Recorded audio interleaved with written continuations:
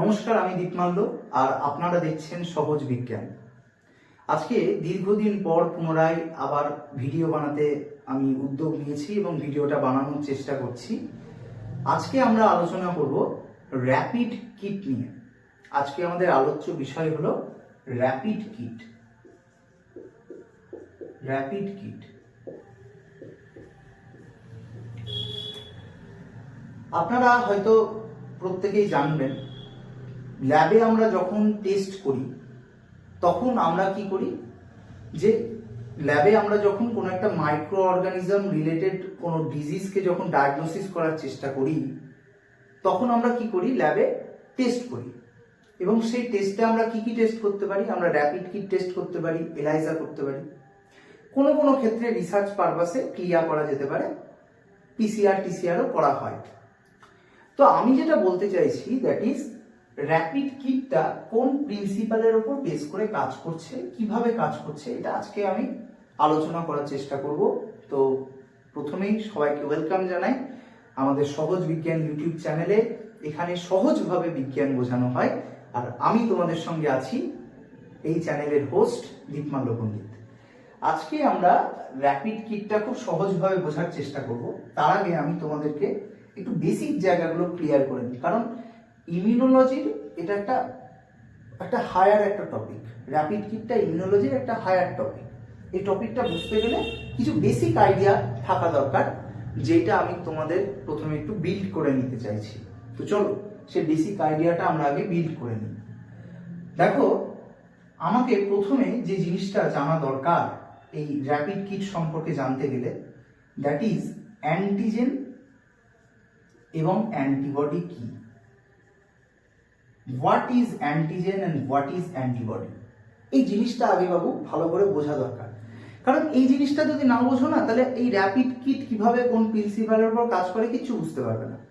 তাহলে আমি একটু আগে বেসিকটা ক্লিয়ার করে নিই, তারপরে আমরা আলোচনা করব র্যাপিড কিট কিভাবে কাজ করে। র্যাপিড কিট প্রথমে প্রসিডিওর আলোচনা করব এবং তারপরে আমরা আলোচনা করব র্যাপিড কিটের প্রিন্সিপাল। আজকে আমরা অনেকগুলো জিনিস আলোচনা করব, কিন্তু আলোচনাটা আমাদের এই র্যাপিড কিট রিলেটেডই ঘুরতে থাকবে, ঠিক আছে? এবং আমরা আলোচনা করব এই র্যাপিড কিটটা ছাড়া আর কি কি পদ্ধতি আছে। যেমন এলাইজা আছে, এলাইজার 4টে টাইপের এলাইজা হয়, এলাইজা নিয়ে আলাদা করে ক্লাস করব। এলাইজা ছাড়াও আমরা পিসিআরটা কার উপর বেস করে মূলত তৈরি হয়েছে সেটা নিয়ে একটু আলোচনা করব, যদিও পিসিআর নিয়ে আলাদা ক্লাস করাবো। এগুলো নিয়ে আলাদা আলাদা করে ক্লাস হবে আমাদের। তো প্রথম চলো আলোচনা করি what is antigen and what is antibody. মন দিয়ে শোনো, এটা আমার দেহ, এটা আমার বডি। এই বডিটা রুগ্ন, অর্থাৎ আমার কোনো একটা ডিজিজ হয়েছে, কোনো একটা রোগ হয়েছে,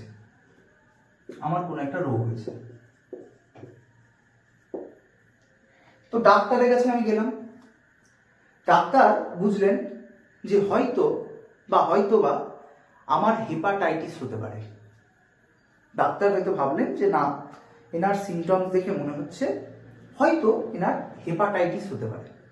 হেপাটাইটিস কি বললাম, রোগটার নাম হেপাটাইটিস। হেপা মানে লিভার, লিভারের সেলকে আমরা হেপাটোসাইট বলি। তাহলে হেপা স্ট্যান্ডস ফর লিভার। আর আইটিস মানে যে কোনো কিছুর সাথে আইটিস যুক্ত করে দেওয়া মানে ধরে নেবে ইনফেকশন। কনজাংটিভাইটিস, আমাদের চোখে কনজাংটিভা, সেখানে ইনফেকশন হচ্ছে, কনজাংটিভাইটিস। তাহলে আইটিস মানে হচ্ছে ইনফেকশন।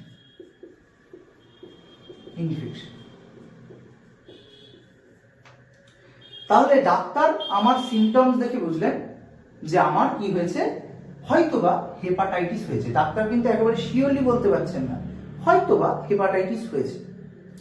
এবার আমরা আমরা হচ্ছি এমটি, মেডিকেল ল্যাব টেকনোলজিস্ট। ঠিক আছে, মেডিকেল টেকনোলজিস্ট আমরা এমটি। আমরা কি করব, আমরা এই ব্যক্তির কাছে যাব, গিয়ে বলবো যে দাদা আপনার ব্লাড স্যাম্পেলটা আমাকে দেন। কি স্যাম্পেল নেব? Blood sample. কোন ভাইলে নেব বলো দেখি, কোন ভাইলে নেব বাবু? রেড কালারের যে ভাইল হয়, অর্থাৎ যেখানে অ্যান্টিকোয়াগুলেন্ট থাকে, যেখানে অ্যান্টিকোয়াগুলেন্ট থাকে না, ঠিক আছে, ক্লট ভাইল। সেই ক্লট ভাইলে বা যেটা ক্লট অ্যাক্টিভেটর ভাইল, সেই লাল কালারের ভাইলে আমরা ব্লাড স্যাম্পেলটা নেব। হলো, লাল কালারের ভাইলে আমরা ব্লাড স্যাম্পেল নেব। নিয়ে কোথায় আনবো? আনবো আমাদের ল্যাবে।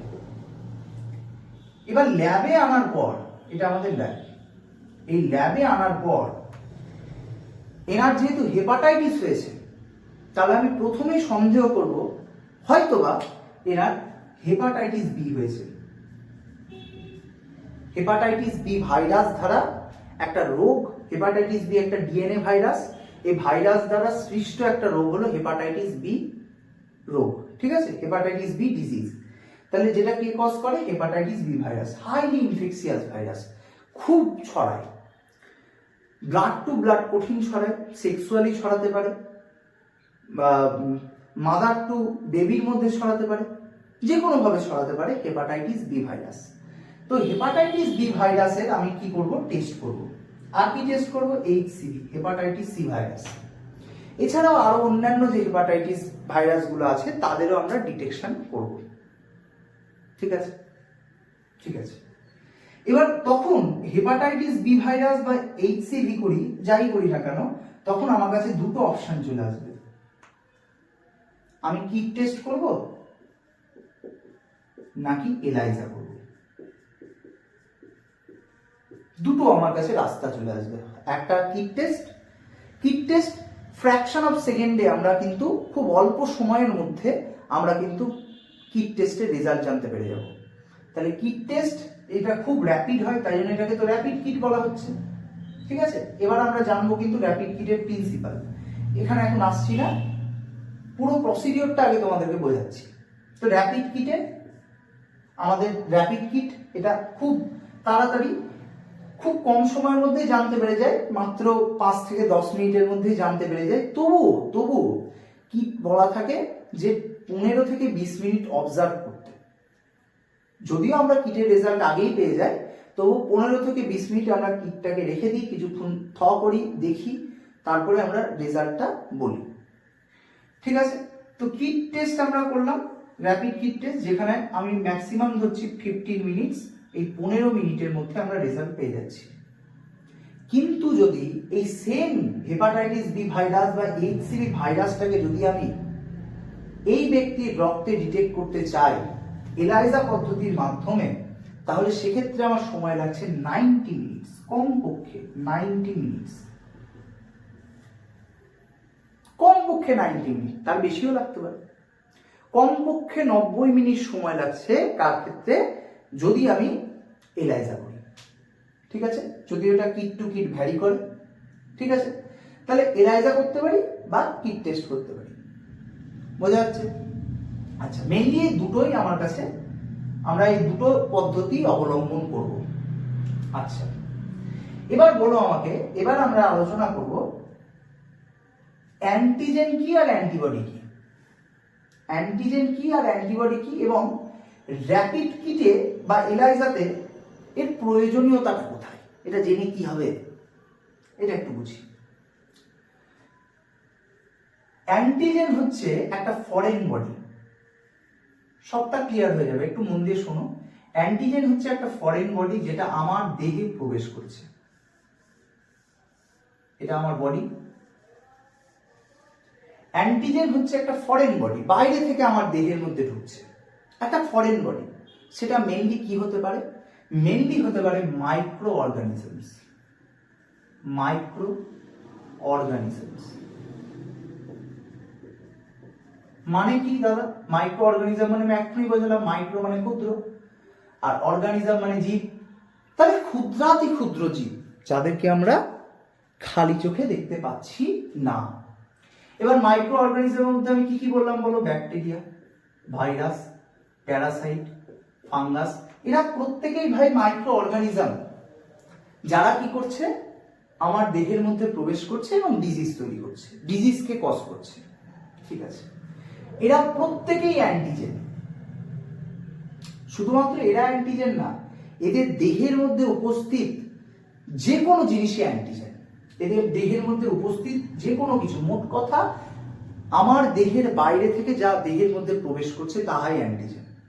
সহজভাবে বুঝে নাও, যা আমার দেহের বাইরে আছে, ফরেন, আমার দেহের মধ্যে ঢুকছে, অ্যান্টিজেন। ঠিক আছে, এবার সেই অ্যান্টিজেনটা আমার দেহের মধ্যে ঢুকছে, আমি খুব ডিটেলসে যাব না, ইমিউনোলজির ওপর আমি আরো বেশ কিছু ভিডিও বানাবো, সবকিছু যদি দেখো পুরো কনসেপ্ট ক্লিয়ার হয়ে যাবে, কোনো ডাউট থাকবে না। আমি এই ভিডিওতে খুব ডিটেলসে যাব না। তাহলে মাইক্রো অর্গানিজম যে কোনো কিছু, ব্যাকটেরিয়া, ভাইরাস, প্যারাসাইট, ফাঙ্গাস, যা আমার দেহে বাইরে থেকে ঢুকছে তার নামই অ্যান্টিজেন। পরিষ্কার? আচ্ছা, এবার আমার দেহ কি চুপচাপ বসে থাকবে? আমার দেহ বাইরে থেকে যে কোনো ভাইরাস ঢুকছে, ব্যাকটেরিয়া ঢুকছে, ও ঠিক আছে ঢুকুক, কোনো সমস্যা নেই। আমার দেহ কি তাই করবে?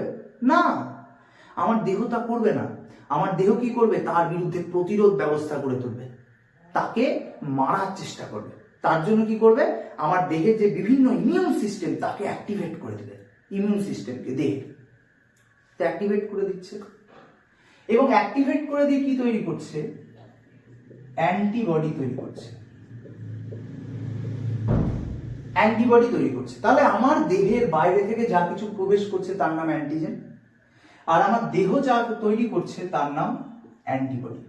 অ্যান্টিবডি কি করছে? অ্যান্টিবডি এই অ্যান্টিজেনকে মারার জন্য তৈরি হচ্ছে, অ্যান্টিজেনের অপোজিটে অ্যান্টিবডি তৈরি হচ্ছে। ঠিক আছে, তাহলে অ্যান্টিজেন এর বিপক্ষে তৈরি হচ্ছে অ্যান্টিবডি। আচ্ছা, তোমাকে যদি বলি অ্যান্টিজেন কি কি জিনিস হতে পারে, অর্থাৎ অ্যান্টিজেনটা কি দিয়ে তৈরি হতে পারে, তাহলে তুমি বলবে অ্যান্টিজেন প্রোটিনও হতে পারে, কার্বোহাইড্রেটও হতে পারে, লিপিডও হতে পারে। এটা কিন্তু একটা ইম্পর্টেন্ট প্রশ্ন হয়ে যাচ্ছে। অ্যান্টিজেন কি কি জিনিস হতে পারে? প্রোটিন হতে পারে, কার্বোহাইড্রেট হতে পারে, লিপিড হতে পারে। ঠিক আছে, এটা বুঝতে পারলে, প্রোটিন, কার্বোহাইড্রেট, লিপিড। কিন্তু অ্যান্টিবডি কি হবে? অ্যান্টিবডি অলওয়েজ হবে প্রোটিন ইন নেচার, প্রোটিন। কেন দাদা হঠাৎ বললেন কেন প্রোটিন? তোমরা নিজেরাই বলতে পারবে। দেখো, অ্যান্টিবডির আর একটা নাম বলো, তোমরা হয়তো বললেই ধরে ফেলবে। অ্যান্টিবডি আর একটা নাম ইমিউনোগ্লোবিউলিন।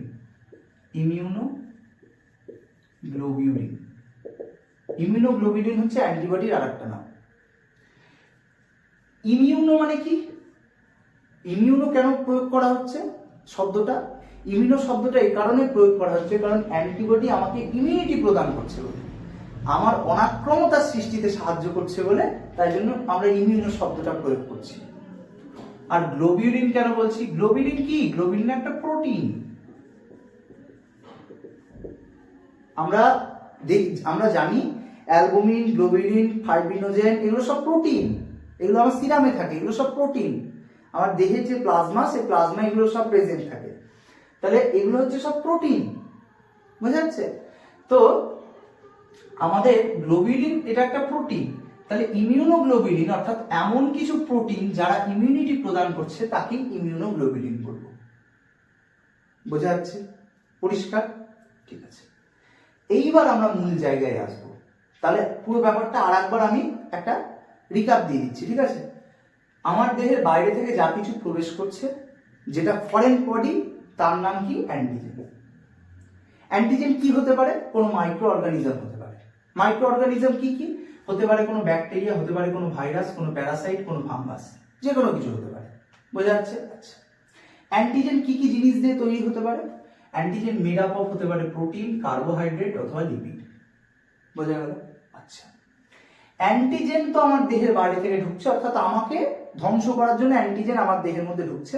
আমার বডি বসে থাকবে না, বডি কি করবে? ইমিউন সিস্টেমকে অ্যাক্টিভ করে দেবে এবং কি করবে? অ্যান্টিবডি প্রোডাকশন করবে, যেটা কার অ্যান্টি হবে? অ্যান্টিজেনের অ্যান্টি হবে। পরিষ্কার? আচ্ছা, অ্যান্টিবডির আরেকটা নাম কি বললাম? ইমিউনোগ্লোবিউলিন। অ্যান্টিবডি কি তৈরি করছে? ইমিউনিটি প্রদানে সাহায্য করছে এমন কিছু প্রোটিন, তাই হলো অ্যান্টিবডি বা ইমিউনোগ্লোবিউলিন। বোঝা গেল? এতটুকু পরিষ্কার করতে পেরেছি? আচ্ছা, এইবার শোনো, এইবার মন দিয়ে শুনবো আমার কথা। যদি কোনো একটা ব্যক্তির কোনো একটা মাইক্রো অর্গানিজম এর কারণে যদি তার রোগ সৃষ্টি হয়, তাহলে নিশ্চয়ই তার রক্তে আমরা সেই নির্দিষ্ট মাইক্রো অর্গানিজমকে দেখতে পাবো, অথবা সেই মাইক্রো অর্গানিজমের জন্য যে অ্যান্টিবডি তৈরি হয়েছে তাকে দেখতে পাবো। বলো, ঠিক বললাম কি ভুল বললাম? মন দিয়ে শোনো। ধরো এটা একটা ব্যক্তি, এই ব্যক্তিটার হেপাটাইটিস হয়েছে। কি হয়েছে? ধরে নাও হেপাটাইটিস বি হয়েছে এই ব্যক্তিটার, ঠিক আছে?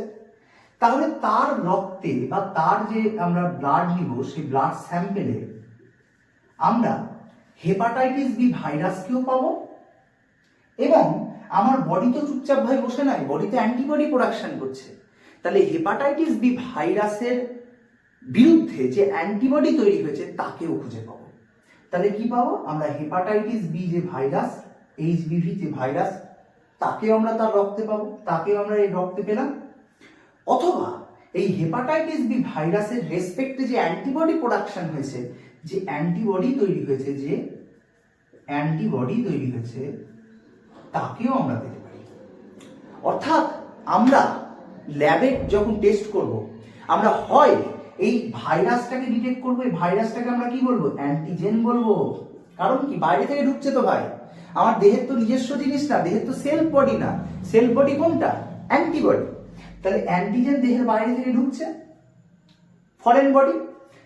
হয় আমি একে খুঁজে পাবো রক্তের মধ্যে, অথবা আমরা এই অ্যান্টিবডিকে খুঁজে পাবো, যে অ্যান্টিবডিটা কার রেসপেক্টে তৈরি হয়েছে, কার বিরুদ্ধে তৈরি হয়েছে? বলো, অ্যান্টিজেনের বিরুদ্ধে তৈরি হয়েছে।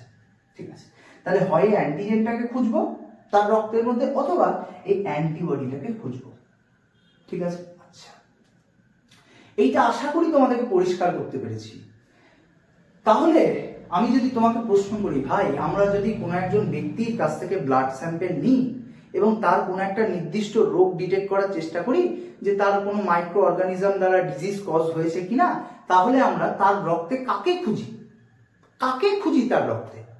তার রক্তে হয় সেই নির্দিষ্ট অ্যান্টিজেনটাকে খুঁজি, অর্থাৎ সেই মাইক্রো অর্গানিজমটাকে খুঁজি, অথবা তার রেসপেক্টে যে অ্যান্টিবডি তৈরি হয়েছে তাকে খুঁজি। মোটামুটি পরিষ্কার করতে পেরেছি কি ব্যাপারটা? এইটা যদি ভাই পরিষ্কার করতে পারি, তাহলে তোমরা আশা করি এটাও বুঝবে, আমরা কিট টেস্ট করি অথবা এলাইজা করি, এই দুটোর ক্ষেত্রে হয় অ্যান্টিজেনকে ডিটেক্ট করব, না হয় অ্যান্টিবডিকে ডিটেক্ট করব। এই দুটো কথা বোঝানোর জন্যই আমি তোমাদেরকে এতটা গল্প বললাম। ঠিক আছে, তাহলে হয় কিট টেস্টের জন্য আমরা হয় একটা অ্যান্টিজেনকে ডিটেক্ট করব কিট টেস্টের মাধ্যমে, অথবা আমরা অ্যান্টিবডিকে ডিটেক্ট করব। একইভাবে এলাইজাও সেম, কিন্তু এলাইজাটা আরো স্পেসিফিক, আরো নির্দিষ্ট। অল্প অ্যান্টিজেন বা অল্প অ্যান্টিবডি থাকলেও এলাইজা সেটাকে ধরে ফেলে। কি করে ধরে ফেলছে সবটা আমি বলবো, পুরো ব্যাপারটা তোমাদেরকে সুন্দর করে বুঝিয়ে দিব, তোমরা শুধু দেখো মন দিয়ে। তাহলে আমরা দুটোর ক্ষেত্রে এলাইজা করি বা র্যাপিড কিট করি, দুটোর ক্ষেত্রে ভাই অ্যান্টিজেনকে দেখছি নাহলে অ্যান্টিবডিকে দেখছি, এটাই ফান্ডা, এর তাছাড়া আর অন্য কিছু নয়। এটা আশা করি তোমাদেরকে মোটামুটি আমি বোঝাতে পারলাম। এইবার ভিডিও এখানে শেষ হয়নি, আজকে ভিডিওর মূল বিষয়টাই তো তোমরা শুনেছো। আজকে আমরা কিট কি করে কাজ করে সেটা বুঝবো। তাহলে চলো আমরা এবার বুঝে নিই। তার আগে আরো কয়েকটা কথা বলে দিই। এটা একটা অ্যান্টিজেন, এটা একটা অ্যান্টিজেন। যে অ্যান্টিজেনটা কি? যে অ্যান্টিজেনটা হচ্ছে একটা কি ফরেন বডি, তাই না? আচ্ছা, এর রেসপেক্টে আমার দেহ কি করছে? একটা অ্যান্টিবডি তৈরি করছে। এটা কি? এটা অ্যান্টিবডি। এই অ্যান্টিজেনটা কার সাথে যুক্ত হবে? অ্যান্টিবডির সাথে যুক্ত হবে। এটা আশা করি তোমরা জানো, ছোটবেলায় পড়েছো। তাহলে এই অ্যান্টিজেনটা কার মাধ্যমে, কার সঙ্গে যুক্ত হবে? এটার সাথে, অ্যান্টিবডির সাথে যুক্ত হবে। বোঝা যাচ্ছে? ঠিক আছে দাদা, কোনো সমস্যা নেই, পুরো ব্যাপারটা ক্লিয়ার করে দিয়েছেন, আর সমস্যা হবে না। ঠিক আছে, আচ্ছা, এইবার একটা কথা যদি তোমাকে বলি, ধরো একটা অ্যান্টিজেন গোলাকার এবং একটা অ্যান্টিবডিও এইরকম টাইপের, ত্রিশূল আকৃতি এরকম টাইপের, আর একটা অ্যান্টিজেন চারকোনা, তার জন্য এরকম টাইপের অ্যান্টিবডি। আচ্ছা, এই অ্যান্টিবডিটা কি এটার সাথে যুক্ত হতে পারবে? তুমি বলবে না, তাই পারে নাকি? এর স্ট্রাকচারটা দেখুন আর এর স্ট্রাকচারটা দেখুন, আমরা কি গাধা নাকি দাদা? এই কি বলছেন আপনি? কখনোই পারবে না। একইভাবে এই অ্যান্টিবডিটা কি এই অ্যান্টিজেনটার সাথে বাইন্ড করতে পারবে? কখনোই পারবে না। আরে গঠনটাই তো আলাদা রে ভাই। তাহলে এও পারবে না, এও পারবে না, এও পারলো না। তাহলে আমাকে তুমি বলো ভাই, এটার অর্থ কি? অ্যান্টিজেন আর অ্যান্টিবডি এরা পরস্পর যে যুক্ত হচ্ছে, এটাকে আমরা বলি অ্যান্টিজেন অ্যান্টিবডি রিঅ্যাকশন। এই যে যুক্ত হয়ে যাচ্ছে, অ্যান্টিজেন অ্যান্টিবডি রিঅ্যাকশন বলি। অ্যান্টিজেন অ্যান্টিবডি যে বাইন্ডিং হচ্ছে বা রিঅ্যাকশন হচ্ছে, যাই বলো না কেন, সেটা কি হচ্ছে? সেটা হচ্ছে স্পেসিফিক ইন নেচার। স্পেসিফিক। আরো অনেক কথা বলা যায়, অ্যান্টিজেন অ্যান্টিবডি রিঅ্যাকশন কি করে হচ্ছে না হচ্ছে সব কিছু বলা যায়, কিন্তু ছোট ভিডিও, এত কথা বলার সময় নেই। এটা নিয়ে আলাদা কোনো একটা ভিডিওতে ইমিউনোলজিটা ভালো করে একটা ওয়ান শট আকারে তোমাদের সামনে তুলে ধরবো, হয়তো 1 ঘন্টা লেকচারের মধ্যে দিয়ে সবটা বলে দেবো। ইমিউনোলজির ওই একটা ভিডিও ইনাফ হয়ে যাবে, আর কিছু দেখতে হবে না। আমি একটা শর্ট নোট বানিয়ে নেবো। দেখো, আমি বই পড়েছি, আমার সামনে সমস্ত ইনফরমেশনগুলো স্ক্যাটার্ড অবস্থায় আছে। যেটা আমার মনে পড়ছে আমি খাট করে আনছি, এদিকে এনে তোমাকে বুঝিয়ে দিচ্ছি। তো আমি কি করব, সুন্দর করে আমি ওটা একটা জায়গাতে আনবো, একটা নোটে আনবো, এবং তোমাদেরকে সুন্দর করে 1 ঘন্টা যাবো কমপ্লিট জিনিস, ইলাইজা কি টেস্ট কি হ্যানা ত্যানা যা কিছু আছে সব বুঝিয়ে দেবো। কমপ্লিট ইমিউনোলজি, শুধু ইমিউনোলজি না, হেমাটোলজি বা যেগুলো বাকি যা যা আছে, ভাইরোলজি ব্যাকটেরিওলজি যা কিছু আছে সব ওয়ান শট আকারে তোমাদের সামনে তুলে দিয়ে দেবো। যাও, তো ওয়ান শট আকারে তুলে দিলে একটা ভিডিও দেখবে, পুরো কনসেপ্ট আকারে পরিষ্কার, কোনো ঝামেলা হবে না, 1 ঘন্টায় পুরো। তো এটা কি অ্যান্টিজেন অ্যান্টিবডি রিঅ্যাকশন গুলো কি হবে? খুব স্পেসিফিক হবে। আচ্ছা, এই সামনে কিন্তু আমার কোনো নোটপত্র নাই, আমার যেরকম মাথায় আসছে আমি সেভাবে তোমাদেরকে বোঝাচ্ছি, একটু যদি এদিক ওদিক হয় ম্যানেজ করে নিও। আচ্ছা, এইবার চলে আসবো আমরা অ্যান্টিজেন অ্যান্টিবডি কি পুরো পরিষ্কার হয়ে গেছে, কিট টেস্ট এলাইজা কি মোটামুটি পরিষ্কার হয়ে গেছে, র্যাপিড কিট টেস্টে চলে আসি, প্রসিডিওরে চলে আসি। প্রত্যেকে র্যাপিড কিট টেস্ট করো, প্রসিডিওর তবু একবার বলে দিচ্ছি, একটু শুনে নাও। এই আমি কি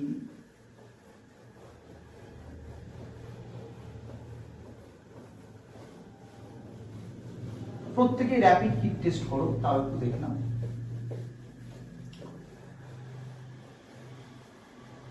আচ্ছা, প্রথমে তোমরা আমাকে বলো তো আগে, র্যাপিড কিট তোমরা ল্যাবে কাদের কাদের জন্য করেছো বলো?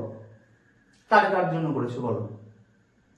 Hepatitis B, HIV, HCV, malaria, তাই না? কমন তো এগুলো, তো প্রত্যেকেই যারা ডিএমএলটি করছো যে কোনো মেডিকেল কলেজে বা যে কোনো জায়গায়, এই কিট কটা তোমরা প্রত্যেকে করেছো, প্রত্যেকে। আমিও করেছি বহুবার, তাহলে প্রত্যেকে আমরা করেছি। তাহলে বলো, যে কোনো একটা কিটের স্ট্রাকচার কিরকম হয় বলো? এরকম টাইপের দেখতে হয়, ছোট্ট জিনিস, খুব একটা বড় না, খুব একটা বড় হয় না, খুব ছোট্ট হয়। এই দেখো, এই যে মার্কার পেনটা আছে না, এই মার্কার পেনটারও অর্ধেক, ধরো এতটুকু, খুব ছোট। এই মার্কার পেনটা তার অর্ধেক এরকম সাইজের হয়, ছোট্ট কিট। ঠিক আছে, একটা দেশলাইয়ের বাক্স থেকে একটু লম্বা দেশলাইয়ের বাক্স, ছোট্ট লম্বা হয়। তো এটা একটা র্যাপিড কিট, এটা একটা র্যাপিড কিট। র্যাপিড কেন বলা হচ্ছে? খুব দ্রুত টেস্টটা হয়, মাত্র 10 থেকে 15 মিনিট। ওই তো তোমাকে বললাম কতক্ষণ সময় লাগে, খুব অল্প সময়ের মধ্যে আমরা ডিটেক্ট করতে পারি। This is rapid kit.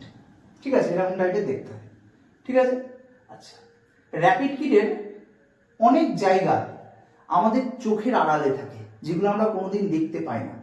প্রথমে আমরা যা দেখতে পাই না সেগুলোই বলবো, অর্থাৎ একটা কিটকে ওপর থেকে দেখতে কিরকম টাইপের লাগে সেটাতে আমি আসি আগে। একটা জায়গা থাকে যেখানে আমরা স্যাম্পেল দিই, স্যাম্পেলিং করি, এটাকে বলি স্যাম্পেল প্যাড। ঠিক আছে, এদিকে আমরা কি দিই? স্যাম্পেলটা দিই। ঠিক আছে, আমরা একটুখানি 1 ড্রপ স্যাম্পেল দিয়ে দিলাম। ঠিক আছে, স্যাম্পেল দিলাম। ঠিক আছে, আচ্ছা, এখানে আমরা অনেক সময় বাফারও দিই, যার যে কিটের প্রয়োজন পড়ে সেই কিটে বলে দেওয়া থাকে একটু বাফার দিতে হবে, বাফারটা দিয়ে দিই। ঠিক আছে, কোনো সমস্যা নেই। আচ্ছা, এইবার কি থাকে? এখানে দুটো লাইন থাকে, এখানে একটা এরকম ছক করা থাকে, এখানে দুটো লাইন থাকে, একটা কন্ট্রোল লাইন আর একটা টেস্ট লাইন। ঠিক আছে, দুটো জায়গা থাকে, একটা কন্ট্রোল আর একটা টেস্ট। যদি কন্ট্রোলে দাগ আসে কিন্তু টেস্টে দাগ আসেনি, তাহলে সেক্ষেত্রে আমরা ধরে নিই এটা হচ্ছে কি, এই যে টেস্ট রিপোর্টটা কি নেগেটিভ। মনে রাখবে এই যে টেস্টটা, এই টেস্টটাই হচ্ছে ডিজিজটাকে ডায়াগনোসিস করার জন্য মূল ফ্যাক্টর। টেস্টে যদি দাগ আসে তাহলে পজিটিভ, টেস্টে না দাগ এলে নেগেটিভ। তাহলে এখানে টেস্টে দাগ আসেনি মানে কি নন রিঅ্যাক্টিভ বা নেগেটিভ। ঠিক আছে, তাহলে এক্ষেত্রে এটা কি হবে বলো, নন রিঅ্যাক্টিভ হবে, নন রিঅ্যাক্টিভ হবে। ঠিক আছে, আচ্ছা ভাই আমি যদি বলি টেস্টে দাগ চলে এসছে, কন্ট্রোলেও দাগ এসছে, টেস্টেও দাগ এসছে, মোট কথা টেস্টে দাগ এসছে, তাহলে কি হবে? তাহলে তুমি বলবে দাদা ভুল লিখে দিয়েছেন, নন রিঅ্যাক্টিভ না, তাহলে হবে রিঅ্যাক্টিভ। ঠিক আছে, কন্ট্রোলেও দাগ আছে, টেস্টেও দাগ আছে মানে রিঅ্যাক্টিভ। ঠিক আছে, আচ্ছা এইবার আমি চেঞ্জ করছি, কন্ট্রোলে দাগ নাই, টেস্টে দাগ আছে, কন্ট্রোলে দাগ নাই, টেস্টে দাগ আছে, তাহলে কি দাদা, তাহলে কি রিঅ্যাক্টিভ? না, তাহলে রিঅ্যাক্টিভ হবে না, কারণ এই কন্ট্রোলটা কিটটা রিলায়েবল কিনা সেইটাকে ডিটারমাইন করে, অর্থাৎ এই কিটটা ঠিক আছে কিনা, কিটটা ভরসাযোগ্য কিনা, কিটটা ঠিক আছে কিনা সেটা ডিটারমাইন করবে এই কন্ট্রোল লাইনটা। যদি কন্ট্রোল লাইন অ্যাপিয়ার করে তাহলে ঠিক আছে, তাহলে যদি কন্ট্রোল লাইন অ্যাপিয়ার না করে তাহলে কিট খারাপ। তাহলে কন্ট্রোল কার জন্য? কিটটা রিলায়েবল কিনা, কিটটা ঠিকঠাক কাজ করছে কিনা, কিটটা বিশ্বাসযোগ্য কিনা, কিটটার উপর বিশ্বাস করতে পারবো কিনা সেটা ঠিক করছে কন্ট্রোল। কন্ট্রোলে যদি দাগ না আসে তাহলে পুরো কিট ইনভ্যালিড। ঠিক আছে, কিন্তু কন্ট্রোলে দাগ এসছে, এবার টেস্টে দাগ আসুক না আসুক কিট ঠিক আছে, টেস্টে দাগ আসেনি তাহলে নন রিঅ্যাক্টিভ, টেস্টে দাগ এসছে মানে রিঅ্যাক্টিভ। তাহলে কি কি বললাম এখানে লিখে দিচ্ছি, মন দিয়ে শুনে নাও। Control, test. কন্ট্রোল কার জন্য? কন্ট্রোল হচ্ছে কিটটা ঠিক আছে কিনা, কিটটা রিলায়েবল কিনা। ঠিক আছে, আর টেস্টটা কার জন্য? টেস্টটা হচ্ছে diagnosis for disease, diagnosis for disease, অর্থাৎ ডিজিজটা ডায়াগনোসিসের জন্য টেস্টটা দরকার, কিন্তু কিটটা ঠিক আছে কিনা তা বলার জন্য দরকার হচ্ছে কন্ট্রোল। তাহলে কন্ট্রোলে দাগ এসছে, টেস্টেও দাগ এসছে, তাহলে সেক্ষেত্রে কি রিঅ্যাক্টিভ। রিঅ্যাক্টিভ কন্ট্রোলে দাগ, এটা 1 নম্বর কেস, এটা 2 নম্বর কেস। দেখো কন্ট্রোলে দাগ এসছে, টেস্টে দাগ আসেনি, তাহলে সেক্ষেত্রে কি নন রিঅ্যাক্টিভ। নন রিঅ্যাক্টিভ। 3 নম্বর, কন্ট্রোলে দাগ আসেনি, কন্ট্রোলে দাগ আসেনি কিন্তু টেস্টে দাগ এসছে, তাহলে কিটটাই ইনভ্যালিড। কিটটা কি ইনভ্যালিড, ইনভ্যালিড। ঠিক আছে, এবার 4 নম্বর কেস দেখো, কন্ট্রোলে দাগ আসেনি এবং কিটেও দাগ আসেনি, টেস্টেও দাগ আসেনি, কন্ট্রোলেও আসেনি, টেস্টেও আসেনি, তাহলেও কিন্তু কিট ইনভ্যালিড। Kit invalid. তাহলে মোট কথা এত কিছু মনে রাখার কোনো দরকারই না, এটা মনে রাখবা কন্ট্রোলটা ঠিক করে দেয় কিটটা ভ্যালিড নাকি ইনভ্যালিড, এইটা ঠিক করে দিবে কে? কন্ট্রোল। আর টেস্টটা ঠিক করে দেবে ডায়াগনোসিস, ডিজিজটা ডিটেক্ট করার জন্য আমার টেস্ট। আর কিটটা ঠিক আছে কিনা তা বলবে আমার এই কন্ট্রোলটা। মোটামুটি আশা করি আমরা প্রসিডিউরটা বুঝতে পারলাম। তাহলে আমরা এখানে ব্লাড স্যাম্পেল দিব, প্রথমে স্যাম্পেলিং করব, ব্লাড স্যাম্পেল দিব। ঠিক আছে, আমরা যদি হেপাটাইটিস বি করি, HCV করি, হ্যাঁ HIV করি, তাহলে সেগুলোর ক্ষেত্রে আমরা সিরাম স্যাম্পেল দিব। কিন্তু যদি ম্যালেরিয়া করি তাহলে সেক্ষেত্রে কি দিব? সেল দিব। ঠিক আছে, ব্লাডের যে সেল, সেই সেলটা আমরা দিব। ম্যালেরিয়ারও কিট থাকে, কিন্তু এই ক্ষেত্রে আমরা কি দিব? স্যাম্পেল রূপে সিরাম দিব। কার ক্ষেত্রে? Hepatitis B virus, HCV virus, তারপরে হেপাটাইটিস বি, HCV, ঠিক আছে, এগুলোর ক্ষেত্রে মেনলি HCV, HIV ক্ষেত্রে, এগুলোর ক্ষেত্রে। ঠিক আছে, HIV কি কজ করে? এইডস কজ করে। ঠিক আছে, HIV নিয়ে, HBV নিয়ে, HCV নিয়ে সবার জন্য আলাদা আলাদা ক্লাস করিয়ে দেবো, সব করিয়ে দেবো, তোমাদের কোনো চিন্তা নেই। তোমাদের যদি কোনো স্পেশালি কোনো কিছুর উপর ভিডিও লাগে আমাকে জানিও, আমি ভিডিও বানিয়ে দেবো। ঠিক আছে? তাহলে কিটের যে প্রসিডিওর, কিটটা কি করে কাজ করে সেটা আমরা দেখে নিলাম। এইবার মূল জায়গায় আসবো, কিটের প্রিন্সিপাল, যেটা অনেকেই কি জানে না, সেই কিটের প্রিন্সিপালটা একটু দেখবো। ঠিক আছে? কিটটা কি করে কাজ করে এটা একটুখানি দেখবো, চলো। এবার আমরা দেখবো কিটের প্রিন্সিপাল।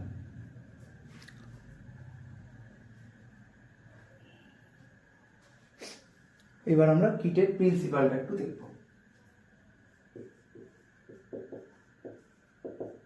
Principal of kit. আচ্ছা, মাঝে মাঝে আমি ওদিকে যাচ্ছি এই কারণেই যে ভিডিওটা রেকর্ড হচ্ছে কিনা সেটা দেখবার জন্য। ঠিক আছে? ওই পারে গিয়ে দেখছি রেকর্ড হচ্ছে নাকি আমি এমনি এমনি বকে যাচ্ছি, ওটা কনফার্ম করার জন্য মাঝে মাঝে ওই পারে যাচ্ছি। ঠিক আছে? তো প্রিন্সিপাল অফ কিট, কিটটা কিভাবে কাজ করে একটু দেখে নাও, বুঝে নাও মন দিয়ে। দেখো, আমি প্রতিটা কিটের ক্ষেত্রে আলাদা আলাদা প্রসিডিওর, কিন্তু আমি তোমাদেরকে আজকে যেটা বোঝাবো দ্যাট ইজ হেপাটাইটিস বি ভাইরাসকে ডায়াগনোসিস করার জন্য। কারণ হেপাটাইটিস বি ভাইরাস এর কারণে হেপাটাইটিস হয়েছে কিনা তাকে ডায়াগনোসিস করার জন্য আমরা যে প্রিন্সিপালটা, যে কিটটা ইউজ করি সেই কিটটার প্রিন্সিপাল আমরা বুঝবো।